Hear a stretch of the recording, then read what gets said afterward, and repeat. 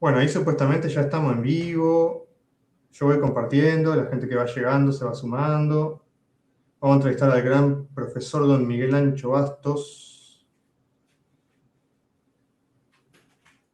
Ya en vivo, esperando al profesor Bastos.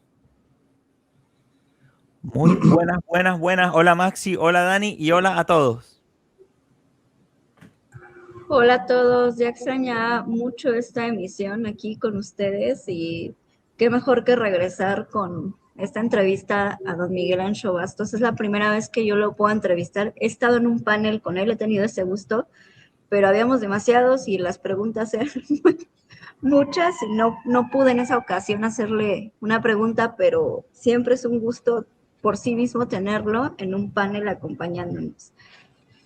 Me encanta Dani y bueno, gracias Maxi. Lo que empezó con una entrevista por ahí aislada, hemos ido convirtiéndola ya en casi que una costumbre al año, prácticamente, establecida aquí por la constancia de Maxi y por contar con personas como Dani, Sergio y hacer toda esta tarea por tanto tiempo ya llevamos años trabajando juntos, así en un abrir y cerrar de ojos. Bueno, estoy contento de estar acá, Maxi. Vamos a ser lo más productivos con el tiempo de Bastos y para sacar unas preguntas clave que ya hemos más o menos así preparado para que nosotros aprovechemos el tiempo con él. Bastos siempre tiene una respuesta que provoca escuchar más y más y más y más y más y más y más.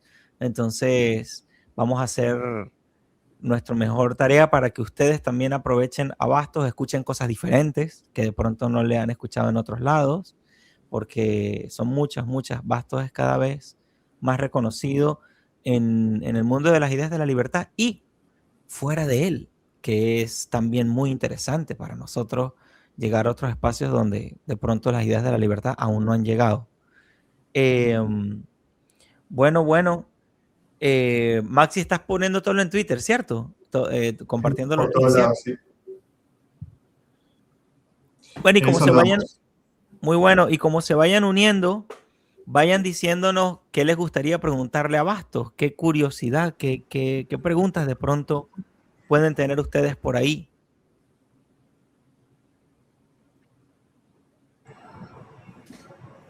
No me vayan a aventar a mí primero porque si no les juro que los invado. Uruguay. Invado. No, tranquilo, tranquilo. Me preguntan, me avientan a mí primero.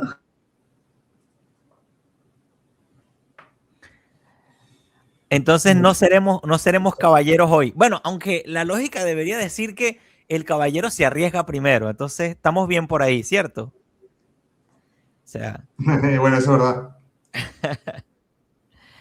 ay. Bueno, muchas gracias a. Bueno, ya tenemos acá a Pepe, a Monse, Sí, a mira, Eduardo. tenemos a Monse, qué bueno. Oh, qué curioso. Mira, ¿qué le escribió a Monse por ti? Ya no te vayas, ¿sabes qué? Ya va, tengo algo para ustedes.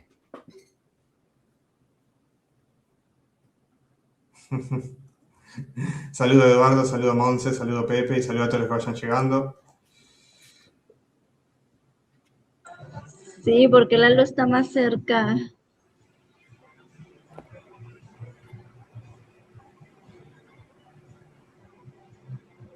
Mira, yo creo que tengo acá tengo una, ¿cómo se llama? Tengo un autógrafo de Bastos también. Acá Aquí ya está, estamos con el profe. aquí lo tengo, aquí está, Profesor, profesor Bastos. Buenas noches. buenas noches, don Miguel. Qué gusto. Muy buenas noches Gusto allá, tuyo. acá día, pero noches. Sí.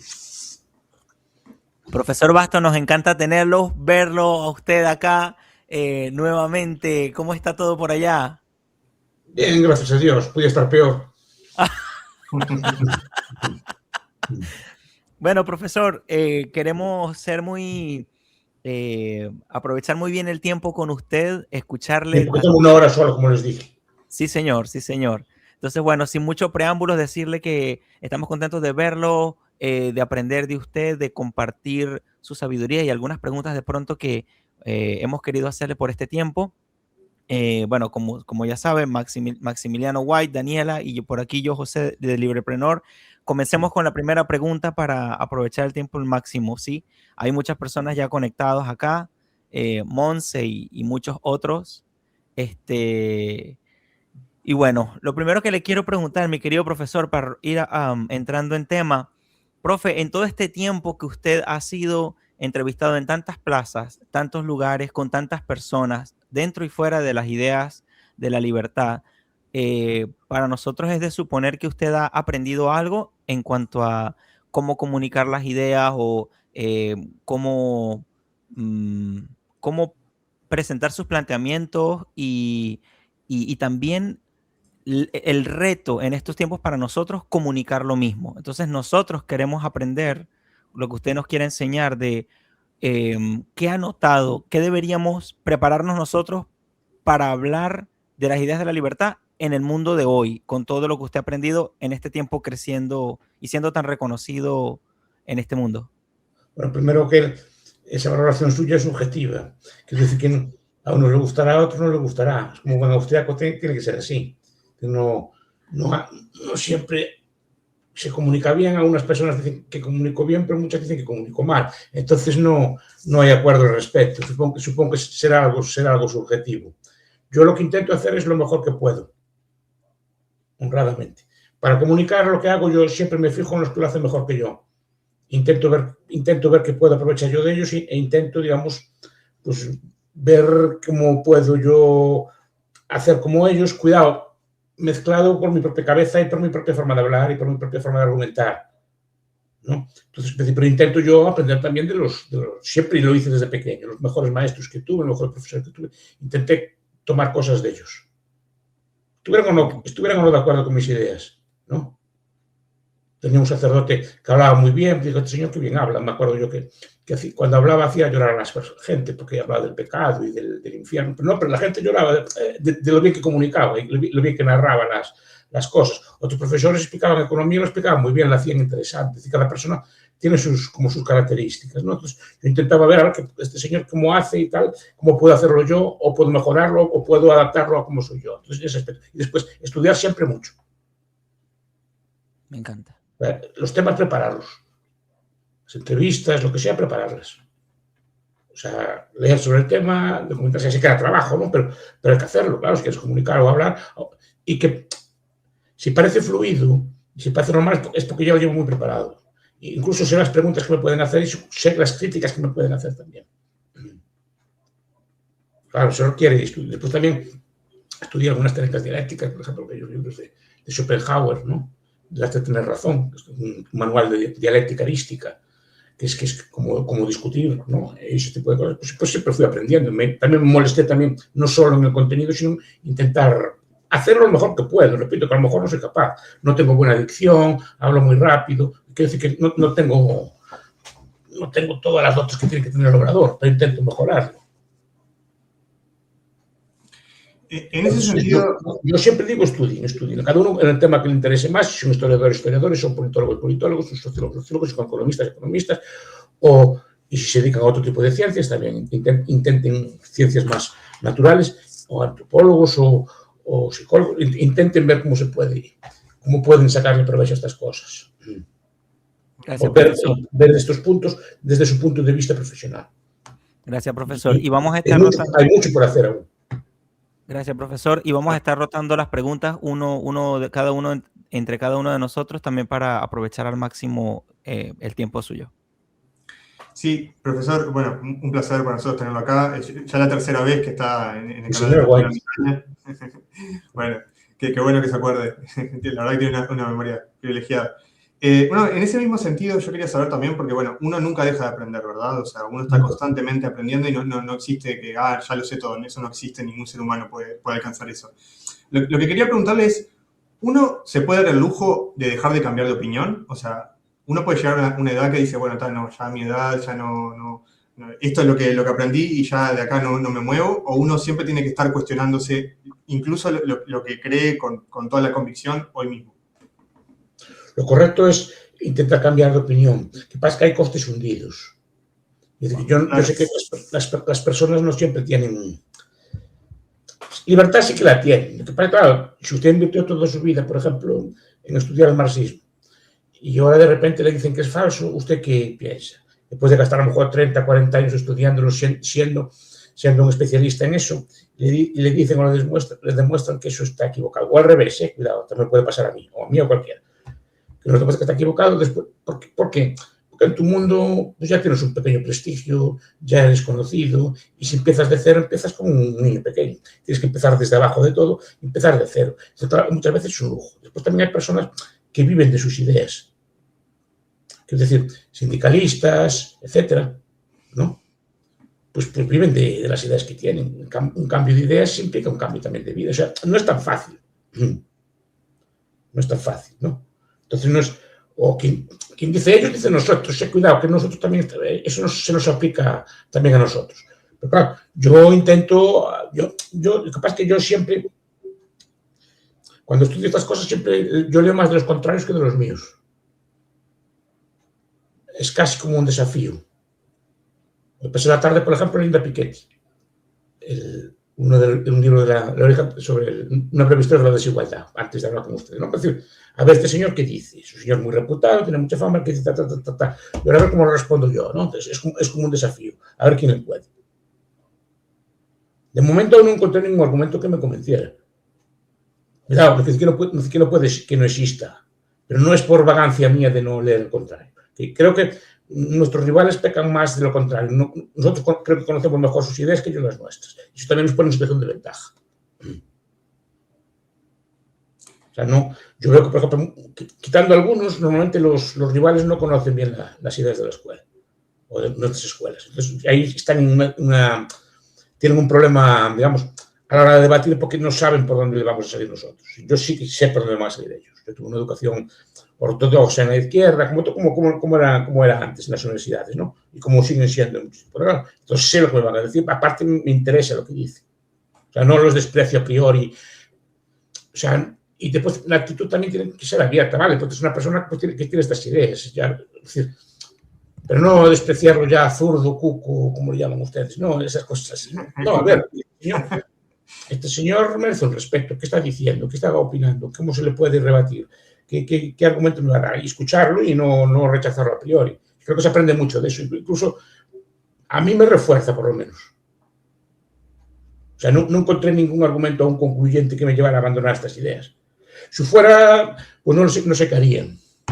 Pero luego yo creo que perdería brillo. Es decir, yo normalmente las ideas que comunico normalmente me dije alguna vez es porque se ve que las creo.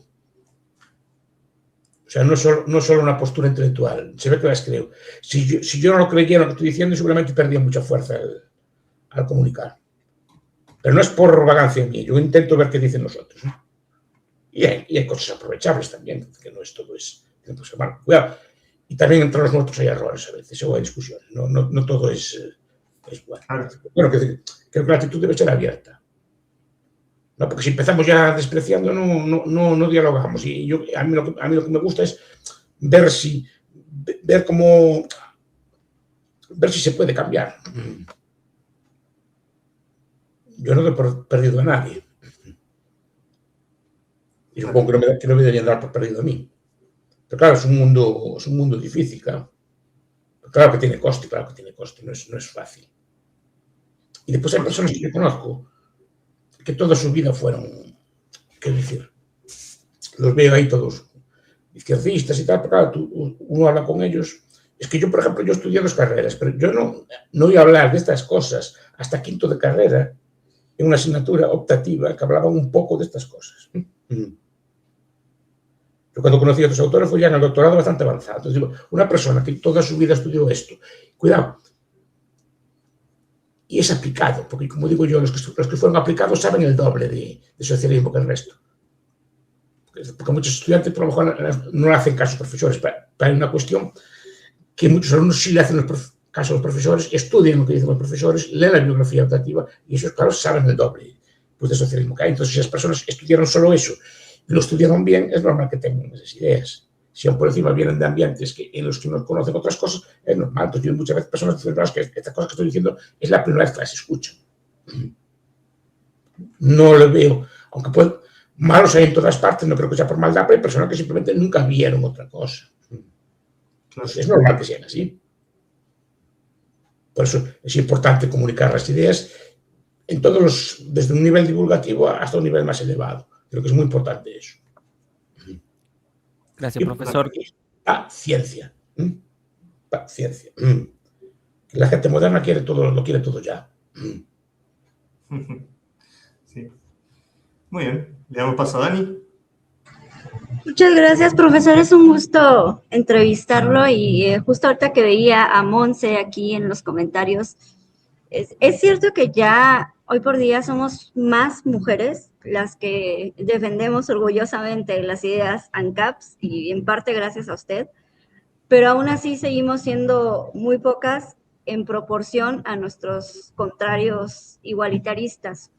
En este caso yo no llevo propiamente el título, no me gusta del todo el título de feminista libertaria, pero sí aprendí un poco del tema gracias a sus seminarios que he tenido la oportunidad de ver. En este caso, concretamente, la pregunta para usted sería, ¿cuál cree usted que sea la principal virtud que las mujeres podemos aprender del libertarismo y que no posean dentro del igualitarismo? No, bueno, primero, yo creo que es una ideología que empodera, ya que usamos conceptos feministas, ¿no? ¿En qué sentido? Decir que no, el discurso típico que digo yo, pues en Kate Millett, en Simone de Beauvoir, pues todo Kate Millett y todo el feminismo moderno, bueno, todo lo que viene después, ¿no? Es que como que hay un patriarcado y que les explota y oprime a las mujeres, o sea, que crean una especie de concepto hipostático, si que llaman así, que hay una especie de ser llamado patriarcado, que está una especie de estructura que está encima, que aplasta a las mujeres. Ahora las aplasta a las mujeres como que no tienen nada que hacer, están muy ligados. Yo digo, mira, usted no hay cosa ninguna, ustedes pueden salir para adelante, pueden hacer de todo. No necesita, porque muchas veces, esto es una cosa que, por ejemplo, hace ¿cómo le llama esta? Camille Paglia, y otros lo que dicen, bueno, pasamos del dominio del macho, del dominio del padre, al dominio del Estado. Al final, lo que dice ella, a ver si está de acuerdo. Al final, pues, cuando tenía un problema, llamaba por el padre, llamaba por el hermano, llamaba por el marido, ¿no? Y ahora cuando hay un problema, llama por el Estado. No necesita de Estado ninguno, es capaz de salir usted sola, no necesita de que nadie la proteja. Es la tesis de Camille Paglia. Al final, no, es que necesitamos una serie de políticas o así que nos protejan, que nos ayuden, ¿no? O que nos liberen, ¿no? Decir, no, yo no necesito liberación ninguna. Puedo hacerlo de todo, porque al final es como un esquema mental. Yo lo comparo en parte a la cultura de la pobreza que critican muchos antropólogos o muchos sociólogos, que es una cultura como que no es culpa del pobre, pero es un conjunto de ideas, un conjunto de valores que hace que la persona no salga de pobre. Y romper eso es muy difícil.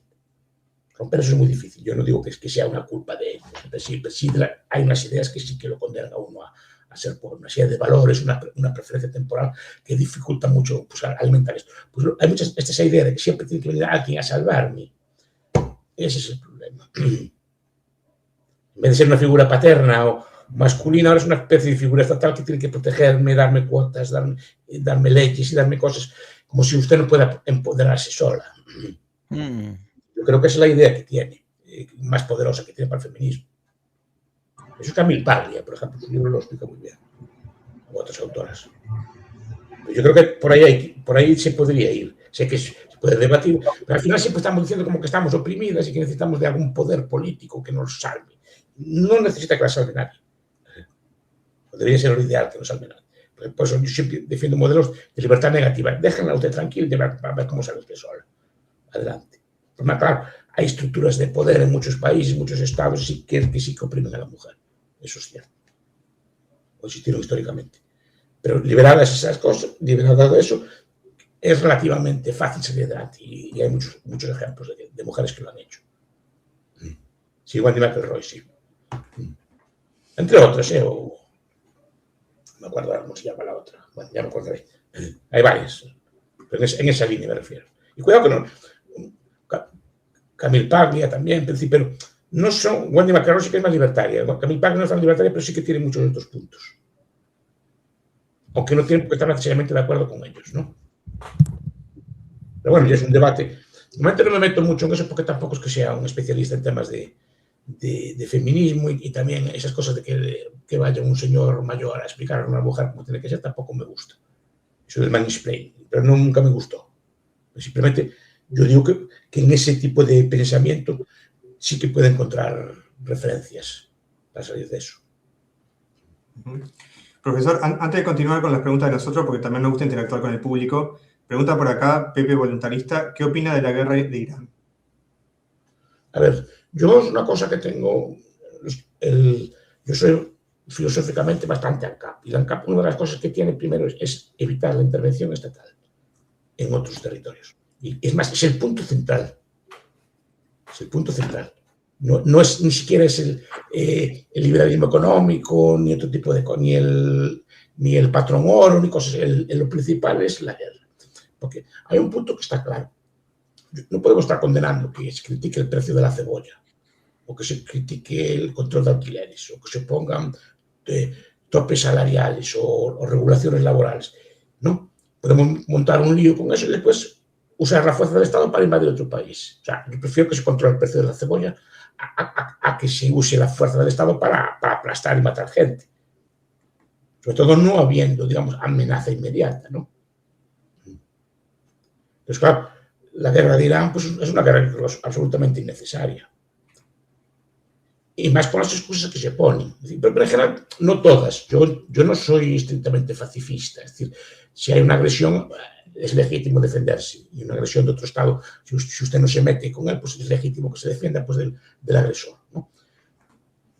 Pero una guerra que se podría haber evitado, que estaban plenas negociaciones, pues para alcanzar un acuerdo pacífico, que se ataca, además, hombre, por lo que dicen, se atacó mientras estaban reunidos, atacó al liderazgo de Irán mientras estaban reunidos para discutir las propuestas de paz.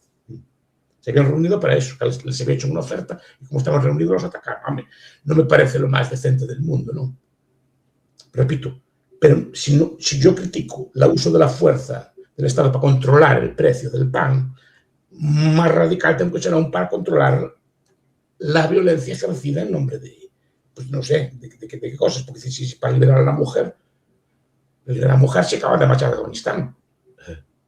Estaban allí, marcharon de allí y dejaron a las mujeres desprotegidas. ¿Cómo que vamos a proteger a la mujer de Irán? Puedo entenderlo si fueran coherentes, pero yo veo que los países vecinos que son aliados tampoco es que la mujer esté de maravilla, ¿no? Entonces me parece como una excusa. Y que es una dictadura, sí, vale, es una dictadura. Y los regímenes de la zona que son.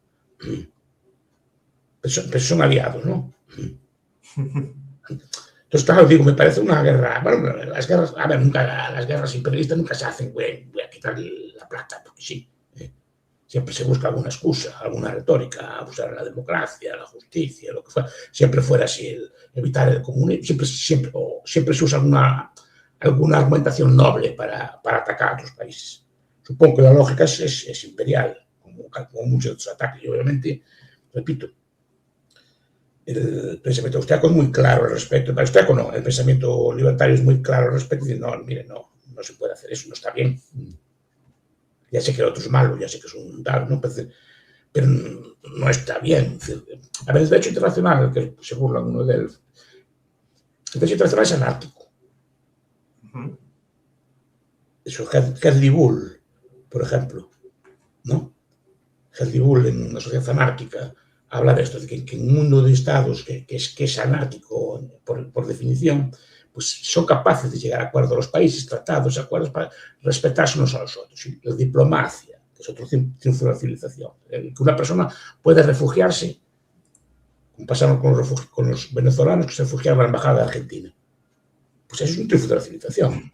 Lo fácil que es llegar y quitarlos, ¿no? Pues se entiende que hay un respeto. Y eso es un logro que llevó mucho tiempo, que muchas veces se viola, ¿de acuerdo? Pero es un principio que fue lentamente un avance, que hay como espacios sagrados que uno no puede entrar en ellos. Y eso es un límite también al poder estatal. Y abolir todo eso, reírse del derecho internacional, bueno, pues te puede salir bien, pero normalmente lo que rompes un proceso civilizatorio, porque los demás países van a hacer lo mismo contigo después, cuando puedan. Sé que estoy hablando en plan utópico, pero no es utópico. Es decir, se trata de intentar evitar las guerras entre estados. Tal cual. Muy bien. José. Gracias, Maxi. Gracias, profesor. Una pregunta que he querido hacerle y tal vez nunca le he escuchado que se concentra en ese tema, profesor, es sobre la idea, concepto o la realidad de la soberanía frente a la libertad. Si usted lo ve como un concepto aislado, como para tener un punto de debate o de partida, si pudiéramos decir que la libertad es como el ambiente y la soberanía es esa identidad que las personas asumen para actuar libertariamente, ¿A qué ¿qué soberanía se podría? refiere? ¿A la estatal? Eso, ¿A la soberanía? no, a una soberanía individual, a entender, a encarnar un espíritu de soberanía, si es algo que usted ha escuchado o nos puede hablar al respecto. Yo no soy, yo en mi individualismo, yo soy soy un libertario conservador, por lo tanto, yo estoy muy influido por Robert Nisbet, Community and Power. Un individuo solo es un individuo en una comunidad, no es un individuo. Don Maxi, doña Daniela, don José, solo son individuos entre aquellos que lo conocen. ¿Qué quiere decir con esto? Si a usted le gusta la cebolla o la empanada argentina, o le gusta un corte de res, o le gusta el vodka, o le gusta el whisky, o no bebe, o así, ¿eso quién lo sabe? ¿Cómo sabe qué son sus costumbres? Si usted es simpático, agradable o no agradable. No sé si me explico, ¿no? ¿Quién lo conoce? ¿Para quién es un individuo usted? ¿Para el Estado? No, el individuo es para la gente que lo rodea. Don José, pues es un señor libertario, tal, pues viste de negro, le viste de tal, o sea, sabe sus costumbres, tiene barba, es un individuo. Para el Estado no sabe si tiene usted barba, no tiene usted barba, cómo viste, qué le gusta, qué come, no, ese tipo de cosas no las puede saber. Entonces, ¿dónde es usted un individuo? ¿Dónde se le trata a usted como un individuo, con sus gustos, preferencias? No de forma atomista. En esto, entonces, soberanía, ¿qué le llamamos soberanía? Porque soberanía es un concepto político, lo inventa Jean Bodin, ¿no? En los libros de la República. Hinckley, un libro reciente, no, ya tiene unos años, bastantes años, se llama Soberanía y Hipocresía Organizada. Dice que es un mito, realmente no hay ningún Estado soberano, o sea, ningún Estado es realmente soberano, siempre depende de otros, nunca puede hacer realmente tampoco todo lo que quiera, por mucho que le ponga, aunque unos puedan hacer más que otros, nunca puede hacer realmente todo lo que quiera, siempre tiene frenos y límites, cosas por los estilos. Entonces, al final es un mito, es una especie de leyenda diciendo que encima tuya como que no hay poder ninguno. Pues realmente nunca, esa situación nunca se dio del todo, ¿no? Y el individuo personal, cuando se adopta ese concepto, podemos aceptarlo también. Aquí es la soberanía del individuo. Usted puede hacer cosas, pero no puede hacer tampoco todo lo que le dé la gana, porque hay cosas que afectan a otros y afectan a los derechos legítimos de otros, ¿no? Poder puede ir vestido, yo qué sé, pues con ropa de la Edad Media por la calle. Es soberano de hacerlo, pero no sé, supongo que no. Sin usar la fuerza, la Lambert, que no está usted bien, ¿no? Vestido, salvo que sea un día de carnaval o un disfraz, una cosa así, ¿no? Es una presión social, sí, pero es forzosa, ¿no? Hay hábitos de conducta que la presión social más o menos le lleva a hacer. Por eso vivimos en una sociedad sin necesidad de usar la fuerza. Si usted entra aquí diciendo todo tipo de palabrotas, todo tipo de pecados, usted es muy soberano de hacerlo, pero los demás también somos soberanos de no hablar con usted, ¿no? Es que no me dejan, no, sí que le dejamos, pero no queremos estar con usted, o no quiere estar conmigo, por motivos que quiera, esa presión social. Y si usted es soberano, yo quiero hablar como me da la gana, sí, como le da la gana. Pero en muchos sitios no va a ser bien recibido, eso lo entendemos todos, ¿no?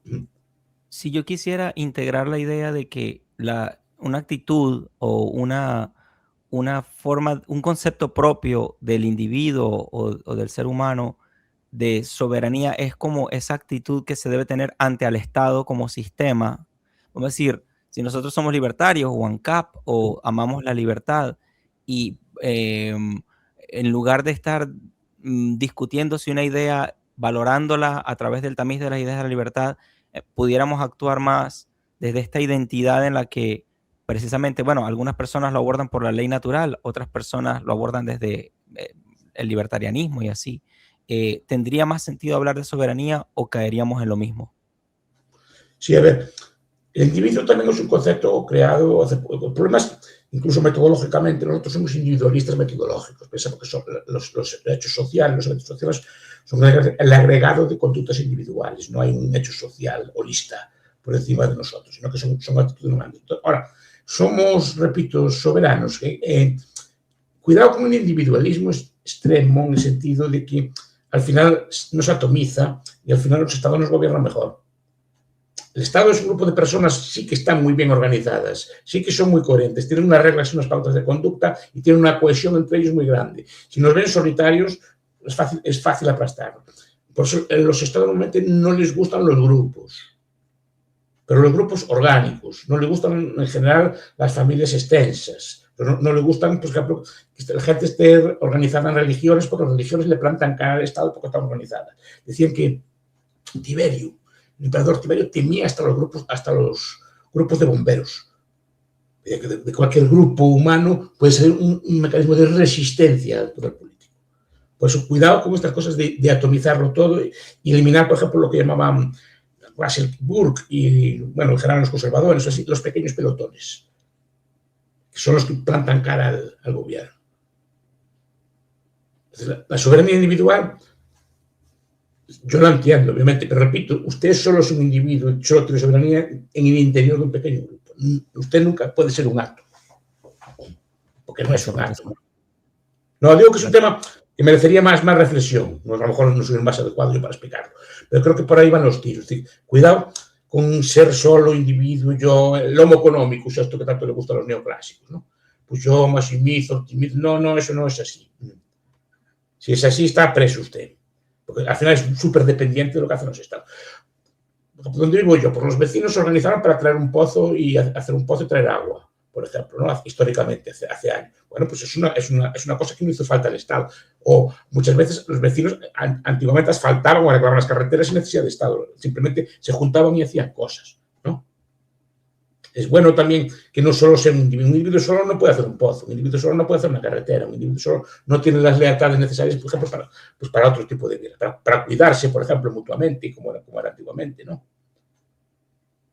Que hubiese esas redes de cuidados que había antes, hoy en día están abandonadas, ¿no? Que los vecinos ayudaban unos a los otros, cuando era la cosecha, cuando había un enfermo, a lo mejor pues, se turnaban las personas a cuidarlo, ese tipo de cosas, o se cuidaban a veces los niños unos a los otros. Ese tipo de cosas son muy importantes porque evita que caigamos en las manos del Estado. Usted solo seguramente muchas de esas cosas no las puede hacer. Gracias, profesor. Pero cuidado, no son estatales, y eso no le gusta al Estado. Hay muchas formas de agrupación humana que no son estatales, y creo que hay que empezar a trabajar en ellas, porque son voluntarias, son de libre adscripción y tienen unos lazos, digamos, que frenan, digamos, otro tipo de poderes. Pues, como digo yo siempre, es difícil de momento que un niño delate a su padre si no paga impuestos. Porque aún le tiene más lealtad a la familia que al Estado, y el Estado lo sabe bien eso. Los regímenes totalitarios muchas veces intentan romper a las familias y que los niños o los familiares delataran unos a los otros.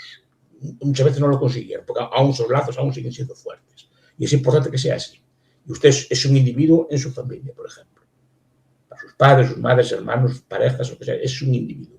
Bueno, malo, lo que sea, pero es alguien. Para el Estado no es nadie, es un número.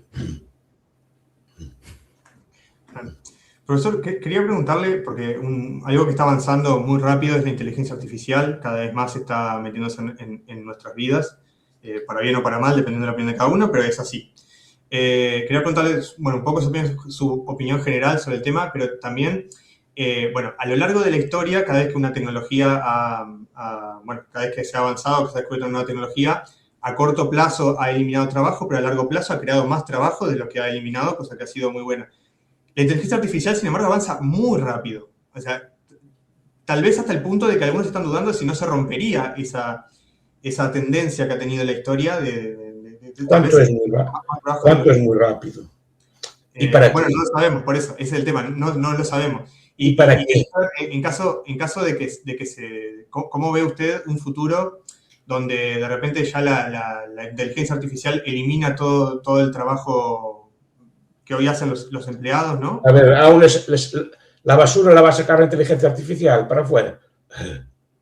Y no lo sé. ¿O quién le va a barrer la casa? ¿O quién le hace la cama o quién le cocina? ¿La inteligencia artificial? ¿O la hace usted? Sí, por ahora... No, lo digo porque hay una cosa. La inteligencia artificial de momento es un bien de información. Es un bien de información. Entonces nos da mucha información. A mí me encanta, me hace bibliografías de cosas, me descubre libros, me da una frase cuando se la pregunto, o sea, me da una idea. Es muy interesante. Yo no tengo nada claro y seguramente en temas que no domino, como la ingeniería o así, puede hacer maravillas. Yo no tengo nada. Una cosa es inteligencia artificial y otra cosa es tener robots. Eso ya requiere de capital, porque requiere no solo de unos algoritmos y unas cosas que al final son bits de ceros y unos, ¿no? Son electrones. Requiere una fábrica con capital que haga robots y que lleve los robots a los sitios y que los produzca a un precio barato, una cosa por el estilo. Y yo eso no lo veo. Yo veo que hay muchas zonas en el mundo que no tienen electricidad aún. No tienen electricidad porque no son capaces de comprarla. Si no son capaces de comprar electricidad, van a ser capaces de comprar robots. Eso puede ser que en el futuro tengamos un montón de máquinas que nos ayuden. Como tenemos ahora lavadoras que nos lavan la ropa, o lavavajillas que nos lavan la loza, o sale agua caliente de los grifos. Eso es un avance, libera cosas, pero muchas cosas aún tenemos que hacerlas nosotros. Eso sí, esos avances nos liberaron. Personas como nosotros podemos estar dedicados al pensamiento es porque las máquinas trabajan por nosotros. Claro. Pues mis abuelos pasaban todo el día llevando calderos de agua o trabajando en el campo. Cuidado, y eran tan inteligentes como nosotros, o más. Simplemente tenían que gastar el día pues lavando la ropa en el río, tenían que estar todo el día trabajando en el campo, etc. Como ahora trabajan las máquinas, nos podemos dedicar a este tipo de cosas. Y estamos todo el día ideando cosas nuevas también. Claro, podemos dedicar a otras cosas que son productivas. Pero claro, yo lo que iba aquí, claro, el avance de la inteligencia artificial junto con la robótica, claro, es cierto que pero yo estoy pensando muy a largo plazo, ¿no? O sea, cuando de repente los robots y la inteligencia artificial hagan la gran mayoría de trabajos que se conocen hoy, ¿no? Sí, probablemente serán nuevos, ¿no? Obviamente serán recuerde que eso precisa de una acumulación enorme de capital. Sí, claro. No sé si la hay. Y una cantidad enorme de energía. Y que de momento no sé si la hay. Es una potencialidad. No digo que no vayan a existir. En todo caso nos liberarán para hacer cosas. Para hacer cosas nuevas. Claramente. Muy bien. ¿Dani? Gracias, Maxi. La siguiente pregunta que yo le quisiera hacer, profesor, y también vinculándola un poco a lo que ya nos ha compartido, actualmente en Latinoamérica está cambiando la tendencia. A principio de la década, todos o la mayor parte de Latinoamérica estaba gobernada por izquierda y ahorita la tendencia está cambiando. ¿Cree que esta ola, por así llamarlo, de gobiernos neocons o republicanos más de esta tirada del populismo de derecha nos puedan beneficiar de algún modo a nosotros, o piensa que se va a seguir cumpliendo la ley de hierro de las oligarquías, como puede ser, por ejemplo, ejemplos como el de Argentina, el de Chile, Estados Unidos? La ley de hierro de las oligarquías se nos aplica a nosotros también, Ok. Pues es una ley de hierro. Es bueno conocer, es bueno saber que es así y no engendrar demasiadas expectativas. Que estos gobiernos de derecha o populistas tienen una cosa buena, que abren debates nuevos. Digamos, que hasta ahora el debate estaba centrado, por ejemplo, en el socialismo del siglo XXI, ¿no? en debates de este estilo, ¿no? Y ahora el debate intelectual marcamos nosotros la agenda. Ahora empiezan a discutir otro tipo de cosas, pero no se empiezan a discutir. Y yo el logro que veo es ese. No sé si conseguirán o no. No sé si seguirán los políticos haciendo lo que hicieron siempre, ¿no? Pero ahora se debate de otras cosas. Por lo menos me consta que en Argentina, por ejemplo, se debate de otras cosas, ¿no? Que ahora la agenda no la marcan siempre los peronistas. La agenda ahora se marca desde otro ámbito y se debaten temas que antes era impensable debatir. Mire, yo no sé qué educación tienen en Argentina, pero yo siempre tengo muchos alumnos argentinos de intercambio. En general, cuando venían a clase, pues normalmente eran bastante radicales de izquierda, ¿no? Y bueno, y debatíamos allí, tal, es mi experiencia, ¿no? Y yo los quiero mucho, me llevaba muy bien, pero bueno, veía que era como un patrón, que venían con una especie de educación, con una especie de cosas, que muchos de ellos tenían esa visión. Ahora, últimamente me están llegando totalmente contrarios. Me están llegando libertarios que se enfrentan a los compañeros de aquí. Pero eso no lo había visto yo antes. Es decir, que se metan temas nuevos en el debate está bien. Y sobre todo que la agenda no esté siempre controlada, la agenda de debate no esté siempre controlada por los mismos. Esa es la cuestión. Entonces, claro, en ese aspecto puede ser bueno. Pues veremos lo que hacen, dejemos de tiempo ver qué hacen. Ya hubo experiencias previas, algunas buenas, otras no tan buenas, pero se trata por lo menos de... Lo bueno que tiene este discurso nuevo es que es un discurso armado, ¿no? O sea, es un discurso ideológicamente potente, no es un discurso como el que era antes. Pero que también el socialismo ese del siglo XXI, quitando Venezuela, muchas veces tenía más de retórica que de realidad. Un profesor de mi facultad, amigo mío, que fue profesor del Ecuador, me decía, no, Pastor, se equivoca usted. Quien trajo el liberalismo al Ecuador fue Correa. Y no le faltaba razón, después los investigó un poco y no tenía razón. Lo que pasa es que la retórica, el discurso de Correa, todo eso era un discurso como muy de izquierda y socialismo y así, pero después las políticas que hacía no eran así. Trajo de hecho y muchas veces a lo mejor los nuestros, traer la derecha, vamos a traer la libertad, al final resultan ser más intervencionistas. En España tuvimos hace poco el gobierno de Rajoy, que también llegaba con la libertad y tuvo la subida de impuestos más grande de la historia de España. Y no liberalizó casi nada. Y supuestamente era la derecha, la libertad y este tipo de cosas así, ¿no? Cuidado con los discursos. Fíjense en lo que hacen, no lo que dicen. Ahora, lo que dicen es importante porque cambia el discurso. Yo creo que buena parte del debate de las ideas que se está dando es porque aparecen personas como Milei, ¿no? que tienen ese discurso. Después podemos discutir si lo que hace o no es coherente o no con eso. Y ese sería otro debate. Seguramente lo conocen mejor ustedes que yo. Pero abre un debate. Porque normalmente la derecha antigua no era una derecha muy de ideas, no era una derecha muy formada. Es lo que veía yo, porque ni en España ni en América Latina, ¿no? Es una derecha que decían retóricamente que se alineaban con los yanquis y estaban en contra del comunismo. Pero no había un debate potente, ideológico sobre este tipo de ideas. De hecho, los intelectuales de derecha latinoamericanos se cuentan con los dedos de una mano. Y casi todos los que hay tienden a ser más bien conservadores que de este estilo. Y eso en Argentina tiene una tradición muy buena de liberales, pero poco más. En el resto de los países no vayan a pensar que hay mucho. A lo mejor hay algo en Chile, pero en el resto de los países hay muy poca gente que se dedica a esto. No decir que no haya ninguno, pero unos pocos hay. Y el discurso está totalmente tomado por el discurso hegemónico de la izquierda. Entonces sí que es interesante que haya este tipo de gobernantes. Sobre todo porque ahora tienen que justificar o defenderse y algo tomarán de estas ideas. Y en América Latina, bueno, depende de que llamamos América Latina puede perfectamente hacerlo también como cualquier otro país del mundo. No tiene problema ninguno a priori. Hay zonas como Panamá que lo están haciendo muy bien, por ejemplo. Y aprender un poco del pasado, porque Argentina en su momento fue muy rica, el Uruguay fue muy rico. ¿Qué pasó? ¿Qué debate hay? ¿Por qué esos países, digamos, de ser ricos, estar entre los ricos del mundo cayeron?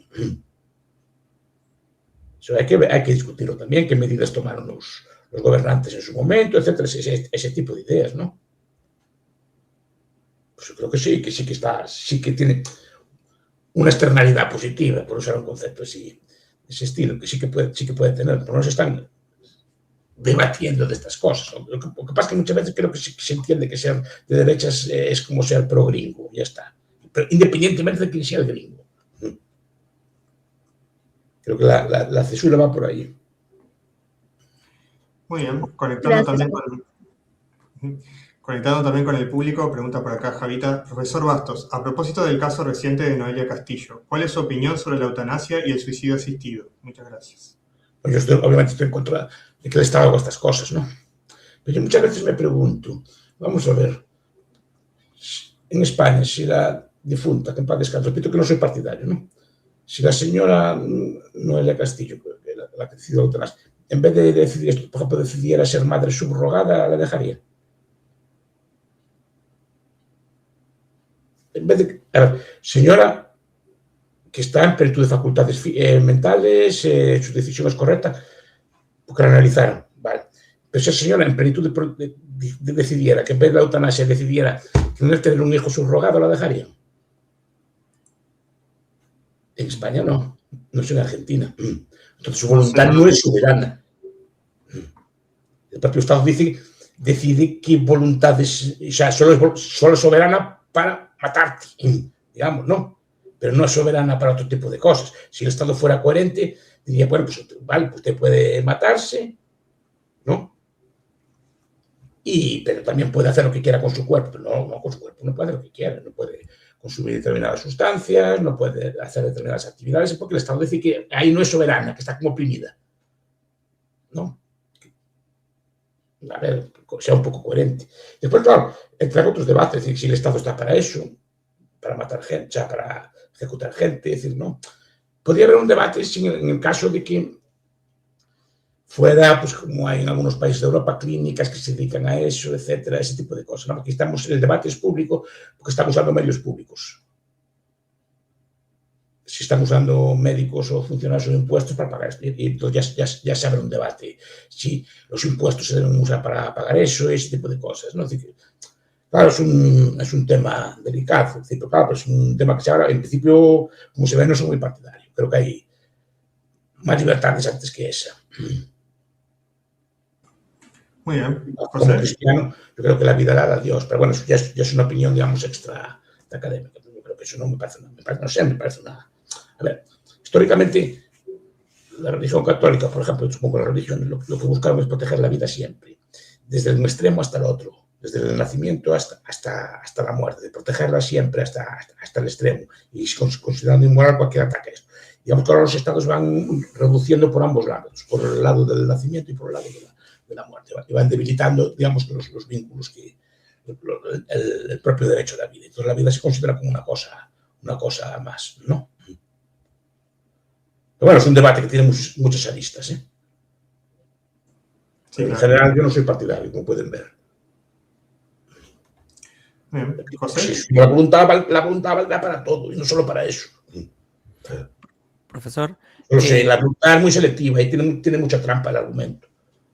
Hay una línea de fondo en todos los debates. Cuando lo hemos escuchado, ya llevo por lo menos 10 años escuchándolo, profe, y no dejo de aprender de usted y de caer en cuenta de que cuando usted habla de la Escuela Austríaca de Economía, usted es tal vez si no la única persona que resalta que parte del poder de la Escuela Austríaca de Economía es que es un método.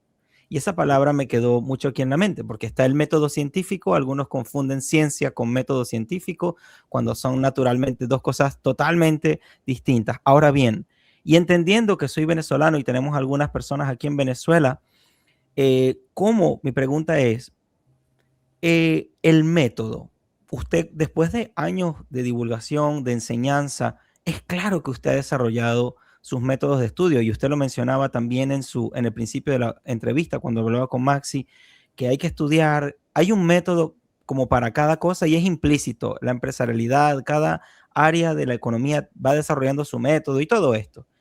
¿Cuál es su mensaje para nosotros de por qué es importante que nosotros nos planteemos nuestro método, el método de nosotros para pensar para cada cosa? ¿Cuál es la relevancia del método y cómo puede ser útil para una Venezuela en el futuro?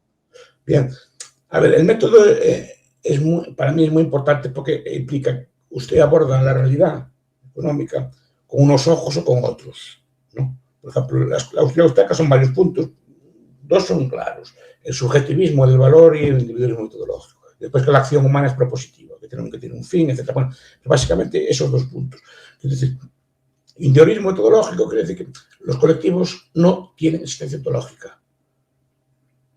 Es que el individualismo metodológico es una especie de disolvente universal, como el agua ras o estas cosas que disuelven la pintura. Pues es una especie de disolvente que lo disuelve la mayor parte de los mitos o ideas que tenemos. Es decir, claro, el Estado, no sé qué, bueno, a ver si tiene una foto de él para tomar una cerveza con él, con la República, no, pues no lo conoce, no, al final ve a personas concretas que no son mejores que usted, en muchos casos son peores que usted. Es decir, claro, eso ya cambia la cosa, o todos los agregados, lo usamos todos, que al final caemos todos en ese vicio, que si Argentina exporta o importa, si la balanza de pagos, no sé cuál, la tasa de inflación, todo ese tipo de cosas, eso es derivado del lenguaje. Un individuo metodológico no usa ese lenguaje. Maxi intercambia con Miguel Bastos, punto. Intercambia unas clases o intercambiamos unas cosas y hablamos unos con los otros. Es un intercambio, pero no es Argentina. Esta cosa que estamos haciendo no es un intercambio entre Argentina y España. Es un intercambio entre yo y ustedes. Punto. Pero no, ya suman una gran... No. Entonces, disuelve el concepto de clase, por ejemplo, disuelve un montón de conceptos que usamos habitualmente. Y disuelve, por ejemplo, buena parte de las justificaciones que usa el Estado para la intervención económica. Vamos a intervenir para el crecimiento. ¿Y el crecimiento de quién? ¿No? Unos crecen y otros no crecen, pero esa idea de que hay como todo... Cuidado, eso lo llamaba un profesor que fue el que inventó el concepto, don Herminio Martins, el concepto de nacionalismo metodológico. Como que son los estados que actúan. Y no son los estados que actúan, realmente los estados son conjuntos, lo que llamamos estados son conjuntos de personas que dominan al resto, pero realmente no. Entonces, se disuelve mucho. ¿No? Es que hay que subordinar toda tu libertad y todo por una especie de objetivo nacional, ¿no? O de crecimientos en el ámbito económico o de cualquier otro ámbito, ¿no? La moral social, cosas por el estilo. ¿No? Vamos a ver cómo se hace esto, ¿no? Entonces son conceptos que el individualismo, igual que el subjetivismo también. Hayek decía, todo avance en la economía es un avance del subjetivismo. Y tiene mucho que ver. Pero pues, es un concepto de método. Entonces usted ve el mundo así, y si lo tiene ya claro todo esto, ve el mundo de otra forma, ve los estados de otra forma, ve las relaciones económicas de otra forma. Por ejemplo, yo incluso digo que el concepto de mercado no existe. O sea, no hay nadie llamado mercado que ponga precios. Es un concepto que deriva del concepto de mano invisible de Adam Smith, o del concepto de subastador de Balzac, que es una especie de ser que pone mercados, que fija la dictadura de los mercados. No hay dictadura de los mercados, porque los mercados realmente, en una sociedad de este estilo, no hay mercado. El mercado es yo comprando con usted.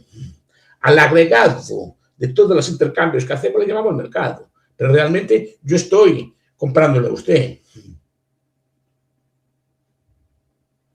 Yo, por ejemplo, imaginen que esta clase me dice, le voy a dar 20 pesos por la clase, por la conferencia, ¿no? Bueno, pues yo compro 20 pesos, veo que este tipo de temas tienen demanda, entonces compro un micrófono mejor, empiezo a demandar bienes para hacer o compro libros y cosas para dar las clases bien, ¿no? Pero cuidado, es mi intercambio con usted y si mi intercambio con usted yo derivo una compra de un micrófono, derivo la compra de un libro, derivo la compra de un local o de alquilar un local para dar las conferencias mejor. Pero siempre es un contrato de mío con el vendedor del micrófono, mío con el que me alquila el local, mío con el que me vende el libro. El que vende el libro se lo encarga al librero y el librero se lo encarga al que hace papel, al que hace cola. Pero al final si fijas, es un conjunto de intercambios individuales. Si quieres, continuos en el tiempo y recurrentes, pero al final son intercambios. Lo que pasa es que al conjunto de todos los intercambios y los resultados de esos intercambios medidos en términos de precio le llamamos mercado, pero tampoco es algo que podamos sacar una foto. Porque si no, claro, la dictadura de los mercados, que son dictaduras, como si fuera un mercado así, un señor gordo, un burro, que le aplasta a usted la cabeza. Claro, pero es que no hay esa cosa, es una metáfora que usamos, igual que el Estado es una metáfora que usamos. Si le quita todo el mito y el barniz, se queda un poco, digamos, descolocado, digamos, ¿no? Esa es la idea. Por eso digo que el método es muy importante. Es que el método científico no es más que, igual que el capitalismo es un método también. Eso. El capitalismo no es una metodología. Igual que la ciencia ve el mundo real con otros ojos, lo intenta experimentar y analiza y cosas por el estilo, en vez del mundo mágico que teníamos antes, vemos un mundo científico. No sé si el cambio es para mejor o peor, eso ya sería otro debate. Pero el desencantamiento del mundo, de que habla más bien. Claro, el mundo ahora no tiene encanto, es un mundo todo frío, son leyes de la física, leyes de la naturaleza. Entonces ya no es aquella belleza que tenía antes, ¿no? Aquella magia que podía tener. Pero bueno, ya es una broma mía. Es decir, el que ve el mundo con el ojo de la ciencia lo ve con otros ojos. Pues si ve la economía con un método, la ve con otros ojos. Y si ve el capitalismo con otros ojos, lo ve como un método. Pero nosotros tenemos tecnologías duras, un robot, la electricidad, cosas por el estilo, Pero también tenemos tecnologías mentales. La escritura es natural, por ejemplo. No lo creo. No, es un invento humano. Es una tecnología muy buena. Sirve para recordar por escrito cosas y argumentar cosas. Fue un invento muy bueno. El alfabeto, por ejemplo. El fuego. Fuego. Digo, pero fuego es, a lo mejor siquiera una tecnología física, pero el alfabeto es una tecnología mental. Los números, por ejemplo, los números arábigos que tenemos nosotros, que permiten hacer un montón de cuentas y de números. Cuidado que... Y son inventos tardíos, porque los números modernos llegan a la Edad Media. Antes era el número romano, y el número romano para multiplicar o hacer cuentas, y el número romano no conocía el cero, por ejemplo. Entonces, hacer cuentas y así era más complicado con ellos, hacer grandes operaciones matemáticas. Podían hacerse, obviamente, pero no es más complicado. El número simplifica mucho, igual que las letras simplifican mucho. Tenemos o la forma de escritura, pues son tecnologías mentales. La contabilidad es una tecnología mental. De ordenar las cuentas, los ingresos, los gastos, amortizaciones, son tecnologías. Pero tecnologías que nos ordenan mejor. El mundo y el capitalismo es una tecnología mental. Si no, lo que ahorra usted lo reinvierte, y lo reinvierte de la mejor forma posible. A través de precios y de beneficios y pérdidas. Eso es el capitalismo, es una tecnología que tenemos en la cabeza, cuidado, aprendida. El ser humano no es naturalmente capitalista. El intercambio de mercados sí, intercambio de cosas y el capitalismo no. Es un invento además bastante tardío. Digo como generalización social, no es una cosa que existiera siempre, ni que hayamos nacido con ello, igual que no nacemos escribiendo. Me gustaría... Y nos llevó duro esfuerzo aprenderlo, a leer y escribir. Si lo permitiera luego, profesor, desarrollar más la idea de los métodos y de la soberanía en otra oportunidad, con mucho gusto lo invitaría para así continuar con las preguntas de la audiencia, pero me ha encantado su respuesta, profesor. Pregunten, pues haga denle a la audiencia respuestas. Pero piense que es un método, usted ve el mundo como un método. Igual que nosotros, por ejemplo, leemos, pero es que la lectura también condiciona la forma del cerebro. Nosotros usamos un montón de conceptos abstractos. Justicia, equidad, empoderamiento, tenemos un montón de conceptos, no, tenemos un montón de palabras, libertad, fraternidad, son palabras que, bueno, más o menos sabemos de qué van, justicia, pero que como son mentales, son conceptos abstractos, no los se pueden tocar. Cuidado, pero eso es que no operen, que no nos muevan, que no nos inspiren, que tenemos un montón de ideas, son conceptos que aprendemos, digamos, del razonamiento abstracto. Buena parte derivado de la lectura de libros o de reflexiones de ese estilo, ¿no? En buena parte, ¿no? Perdón, que quería hacer más preguntas, diga. Sí, profesor, bueno, uno de los acontecimientos importantes que sucedió a principio de año, ¿no? Fue la captura de Maduro por el gobierno de Trump, ¿no? Que, bueno, me genera también como esas... sentimientos encontrados, ¿no? Porque por un lado, obviamente me opongo al imperialismo y a que Estados Unidos intervenga en otros países, como libertario que soy, por supuesto. Pero por otro lado, también creo que a cualquiera de nosotros nos alegra que Maduro esté preso y también que hayan, por ejemplo, liberado presos políticos, que eso es algo como muy bueno, ¿no? Entonces, ¿cómo tal vez de una acción que en principio pueda tomarse como mala en base a nuestros principios, ¿no? Que vendría a ser como una intervención imperialista, terminaron pasando algunas cosas buenas, tal vez no tanto, porque tampoco es que se los liberó a los venezolanos de la dictadura, la verdad que no fue esa la idea, pero por lo menos se liberaron algunos presos políticos y eso es bueno. ¿Cómo analizamos algo? De momento sí. ¿Cómo analizamos algo, profesor? Lo ideal sería que lo sacáramos los venezolanos. Es decir, que no tenga que venir nadie de fuera a salvar a los venezolanos. Primero, eso ya genera que ya es un país, va a ser un país ya sometido, y eso es algo obvio. Claro, sí, totalmente. O sea, mi pregunta es, ¿cómo analizamos nosotros como libertarios? Usted controla el precio del pan y mañana el pan está más barato. Hay que ver que bajo el precio, pero las consecuencias vienen después, no cuentan con ella. Que se produce menos pan, que la calidad del pan disminuye, que se empieza a ver mercados negros del pan. Esas son las consecuencias de el precio del pan. Pero el precio del pan bajó, se consigue una cosa buena, ¿no? Pero no ve todo lo que viene detrás. Claro, hay que pensarlo más como Bastián, ¿no? Lo que no se ve. Claro, a ver, y entre otras consecuencias, es que hay un libro muy bueno, muchas veces me gusta recomendar este tipo de libros, por ejemplo, de Chalmers Johnson, se llama Blowback, está en español, aunque tenga el título en inglés. El blowback es como cuando tira un boomerang y le vuelve a dar en la cabeza. Usted hace la política, al principio le sale muy bien, pero después tiene consecuencias, ¿no? Y blowback explica un montón de consecuencias de las intervenciones estatales. Al principio vamos a quitar, por ejemplo, en Libia, vamos a quitar un tirano, quitamos a la Gaddafi, vale, muy bien. Lo que quedó después es bastante peor, porque eran una serie de señores de la guerra. Pero después, todo el arsenal que tenía Gaddafi se lo llevaron a Siria y después lo vendieron por ahí y acabó en Siria, montó la guerra civil de Siria. Los mercenarios que tenía africanos se fueron para Malí, se fueron a otros países y montaron un montón de guerrillas allí. O sea, tú primero no salvaste Libia porque generaste un caos en toda la zona. Claro. Pero sí, con Gaddafi acabaste.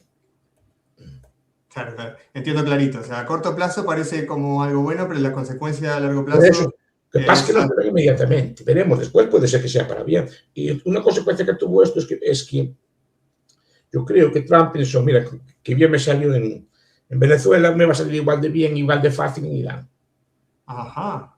Sí. Muy bien, profesor. Entonces, ese problema, que piensas que se puede repetir en otro sitio y te fracasa igual. Y en Venezuela veremos cómo acaba. Espero que bien, ¿eh? Yo los venezolanos los quiero mucho, pero si los venezolanos lo pusieron en su régimen en este momento, son los venezolanos los que tienen que acabar con este régimen. Primero, porque tienen que venir gente de otros sitios a acabarte con él. Porque Chávez ganó elecciones, ¿no? Tampoco fue la idea, o sea, querían arrestar a Maduro. No, quiero decir, Hugo Chávez, ¿quién lo puso? Claro. Y mira que tenía fama de golpista ya, y ya había estado preso por golpista. Las primeras elecciones que ganó, las ganó, creo que limpiamente, ¿no? Y seguramente las primeras veces que se votó, lo ganaron limpiamente. Entonces, no fueron los gringos que lo pusieron, no fueron los demás que lo pusieron. Es decir, igual que lo pusieron, quítenlo. Es decir, no puede esperar que los demás hagan sus problemas, porque si no, al final, ese tipo de cosas al final tiene una derivada que es muy peligrosa, que muchas veces se buscan conflictos para que vengan de fuera a intervenir y a resolverte el problema a ti. Claro. Ahora una cosa, toda dictadura cae, ¿eh? También decía cuando yo era pequeño que el comunismo de Rusia no iba a caer y cayó y que cayeron todos los países del este. Y esto caerá igual también por pura incompetencia. Claro, el problema, claro, yo entiendo el Venezuela también, claro, pero en el proceso los que sufren son ellos, yo no entiendo. Claro. ¿No? El problema es ese, porque claro, además que hay muchos países así, ¿no? Y creo que hay países bastante más criminales por el mundo, ¿no? En Sudán son terribles, por ejemplo. Hay gobiernos por el mundo que son terribles, pero terribles. Creo que el gobierno eritreo es terrible, es una cosa terrible. Entonces, ¿por qué tiene que ir a Venezuela antes que a Eritrea, por ejemplo? Claro. No, digo, es una cuestión moral. Si fuera Venezuela, depende cómo fuera. Yo viví en una dictadura, obviamente, cuando era niño vivía en la dictadura de Franco. Pero no sé si me haría mucha gracia que me vinieran, lo que sé, franceses a bombardear y me quemaran la casa. Mataran a mi padre o a mi madre para salvarme. No sé si me explico, ¿no? Ya bastante fastidiado estaba yo con la dictadura, como para que vinieran por encima a matarme a mi padre o a llevarme a la guerra o a quemarme la casa por la libertad. No sé hasta qué punto lo agradecería mucho. Y yo viví en una dictadura, por eso estoy diciendo, y no es que fuera especialmente simpático, pero no sé hasta qué punto estaría yo muy agradecido a que me viniera a salvar. Está igual. Profesor, ¿cree que hay para una preguntita más o ya se tiene que ir? Una más, venga. Una más. Adelante, Dani. Gracias. Pues ya nada más para finalizar, también tomando en cuenta lo que decía Jorge en los comentarios, a veces hay como existe esta división un poco entre el reformismo y los que somos un poco más adeptos a la secesión o a este tipo de teorías. ¿Y usted cree que es verdad o qué opina de las personas reformistas que nos dicen que un voto para defensivo, que así le llaman, como para evitar un mal menor? ¿Qué opina de esta afirmación? Sí, yo no lo veo mal del todo. Es decir, si yo veo, por ejemplo, en el caso que hablamos antes de Maduro, en su momento, mira, vale, ya sé que el otro a lo mejor no es mejor, no es muy libertario, pero el otro me va a llevar a la ruina, voy a tener que abandonar el país, voy a acabar en la miseria y con este no. Puede haber un voto defensivo, sí, yo lo entiendo. Sí, es un mal menor, sí, vale, pues ya sé que no es Ancapia lo que va a venir, pero es que el otro literalmente me va a arruinar. Y voy a tener que pasar hambre, voy a tener que abandonar mi familia, voy a tener que emigrar a países lejanos, pues casi mejor, sí lo entiendo, yo lo puedo entender. A corto plazo, mientras no llegue a Ancapia, que yo repito, yo a Ancapia no la voy a ver, ¿eh? No sé ustedes que son jóvenes, yo no la voy a ver. Es decir, esta cosa, pues digo que hay que tener paciencia, hay que ir explicándolas, discutiéndolas y ya llegará, pero no, a lo mejor no lo vemos nosotros. Los primeros cristianos que hubo tardaron 300 años en ver aquello construido. Los primeros cristianos que había, digo como cualquier idea, digo, por un ejemplo, sabían que no iban a ver el fin, y nosotros también debemos ser conscientes que muy probablemente no lo veamos realizado, pero nosotros estamos haciendo nuestro papel. Y cuidado, también nos va a mejorar a nosotros mismos. Por lo menos mi experiencia es que las ideas también cambian a las personas. Ves el mundo con otros ojos, no sé, como que tienes más ánimo, lo haces mejor, no sé, por lo menos fue mi experiencia. Y yo creo que ya solo por eso merece la pena. Aparte, los debates intelectuales que tienen, estas cosas, ya solo por ello son fantásticos. Está todo el día pensando en estas cosas, todo el día pensando en ideas y cosas, pero es una maravilla. Y ahora las soluciones que buscan a pequeñas cosas del mundo, los negocios que emprenden, las ideas que surgen, ¿no? Por ejemplo, estas cosas que ahora hay ahora del Bitcoin. Pues el Bitcoin salió de estas ideas. A mí se le ocurrió a ver cómo crear una moneda que no esté controlada por el Estado. Bueno, pues de ahí se derivó el blockchain, se derivaron un montón de cosas, de gente que está pensando. No solo es fútil, es decir, que en el propio proceso se saca mucho provecho. Por lo menos vitalmente, yo por lo menos es mi experiencia. Bueno, pues quedamos con la próxima. Gracias, profesor. Bueno, infinitas gracias. 1 hora y 1 minuto, nos pasamos un minutito nomás. Muchas gracias. Espero que haya quedado bien.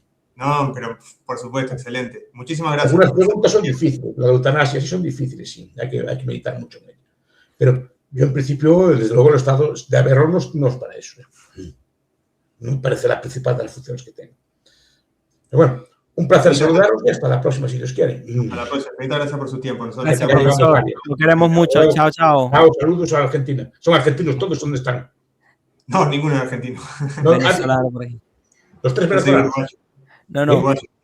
México, Ciudad de México. Porque es que yo pensaba que el Don Maxi era argentino, porque el acento me suena muy parecido. Hablamos igual. Sí. Sí. Uruguay, Argentina. Para los 3. Y chao, profe. Sigan discutiendo entre ustedes, que es lo interesante. Hablamos un ratito, sí. Un abrazo. Chao. Chao. Ay. ¿Cómo les pareció la entrevista con el profesor Ancho Basto? Excelente. Estoy muy contento. Bueno, perdona, pudimos hacer 2 preguntas del público, no hubiese gustado hacerlas muchas más, pero bueno, claro, obviamente tienen que tener en cuenta que el profesor tiene la humildad de darle entrevistas a mucha gente y claro, no puede quedarse 5 horas con nosotros. A nosotros nos encantaría, ¿no? Tener un día entero a hacerle preguntas, pero obviamente no se puede. Disculpen los que sé que hicieron preguntas muy buenas en los comentarios y no todas las pudimos. Llegamos a hacer 2 nomás. Aprovechen también cuando se anuncian las entrevistas, dejar algunas preguntas escritas que pueden considerarse preparadas, porque por lo menos entre Maxi, Dani y yo preparamos las preguntas de por qué preguntarle algo. Acuérdense que hay muchas entrevistas de Bastos afuera muy interesantes, y que de pronto aquí quisimos preguntarle algunas cosas que no hemos visto en otro lado, ¿ok? Cuando le hemos preguntado todo esto y considerando el momento histórico que estamos viviendo. Vimos a Monse, vimos a Agustín. ¿Quién más vimos? A Mario. ¿Quién más vimos por ahí, Maxi? A Pepe, Alberto, Eduardo, Javi, Jorge.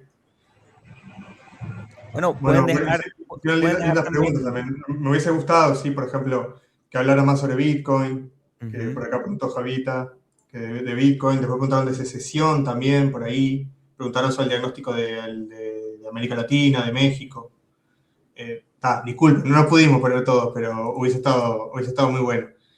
Pero creo que la verdad que es un placer escucharlo al profesor, siempre muy centrado, muy coherente.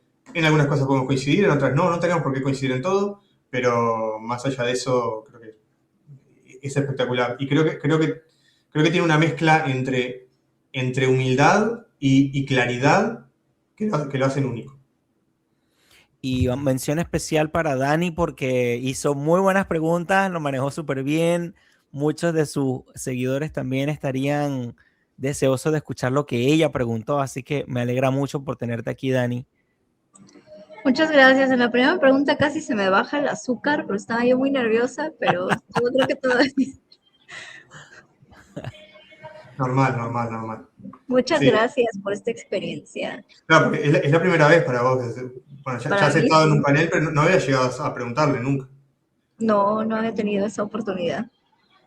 Para ti es la primera vez. Para nosotros la tercera, ¿no? Para vos también la tercera, ¿no, José? Sí, creo que es la tercera o cuarta tal vez, pero sí, sin duda es la tercera, creo que juntos, los tres creo que sí, los tú y yo por lo menos. Creo que hicimos separado primero y después hicimos otra juntos. Sí, y está sí. Creo que es la tercera. Es la cuarta vez que vemos a Bastos, pero la tercera juntos.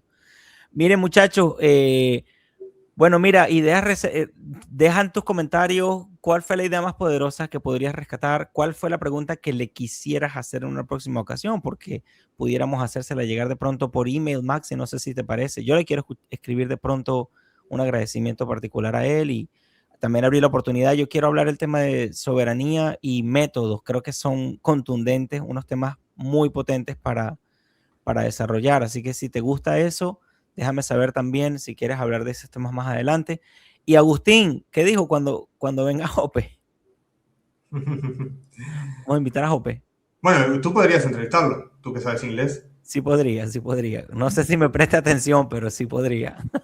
Sí, no sé. A Jope. Ahora sí, no sé qué hago. He hecho la casa por la ventana. No sé. Sí, yo no voy a entender mucho, pero bueno, me traducen. Me subo al balcón de Palacio Nacional a anunciar la entrevista, no sé. Con un megáfono. Sí. Bueno, recuerden también que nos gusta esto ha llegado a este punto también porque hemos entrevistado a personas, llámense líderes locales, llámense personas que son referentes en sus comunidades. Entonces nos interesa, mira lo que dijo Bastos tan importante, somos soberanos o somos libres respecto a una comunidad y nos debemos a una comunidad y nosotros hemos venido haciendo todo este trabajo juntos, construyendo tertulia ermitaña y cada uno por su lado también. Entonces, eso, sugieran personas a entrevistar. Aquí, mira, acaba de decir, nos leyó la mente Jorge Villanueva, Di Lorenzo, Quincela, bueno, Jope, no sé si Jope nos reciba el correo, pero sí, bueno, podemos entrevistar a personas de las localidades de ustedes, estamos dispersos por todos los países, así que claro que sí, escuchamos sugerencias a quién entrevistar para seguir esta conversación adelante. Tal cual. Bueno, sabemos que para muchos el horario no fue el mejor, porque bueno, teníamos que adaptarnos también al horario del profesor Bastos. Yo le dije, profesor, por favor, lo más tarde que pueda, porque tenemos, bueno, con México son 8 horas de diferencia. Con Estados Unidos son 6 y conmigo son 5, entonces muchas horas de diferencia. Entonces le dije, por favor, lo más tarde que pueda. Yo sé que a estas horas mucha gente está trabajando, que no se puede conectar porque eso, pero lo van a poder ver en diferido después cuando lo subamos a YouTube. O bueno, en X también queda, pero es mucho más cómodo verlo en YouTube después cuando lo subamos. Así que, bueno, infinitas gracias a todos los que nos estuvieron acompañando hoy. Recuerden que los que quieran y puedan colaborar con nosotros, en el fijado de mi perfil tienen las opciones para colaborar. Y bueno, no más que palabras de agradecimiento y a todos los que nos estuvieron viendo, a las 150, 160 personas que están conectadas, a todos los que hicieron comentarios hoy, nos apoyaron también mucho en el chat. Y bueno, gracias Dani, gracias José, la verdad que un placer compartir esto con ustedes. Principalmente a ti, Maxi, por hacer esto posible, por tu persistencia, por estar siempre al día, por, bueno, ser tan amable y tan constante en todo esto. El máximo crédito te lo llevas tú. Gracias, Maxi. Gracias a ustedes. Gracias, chao, gente. Nos estamos viendo en la próxima. Ya les anunciaremos qué es lo que sigue. Un abrazo. Chao, chao. Chao, chao.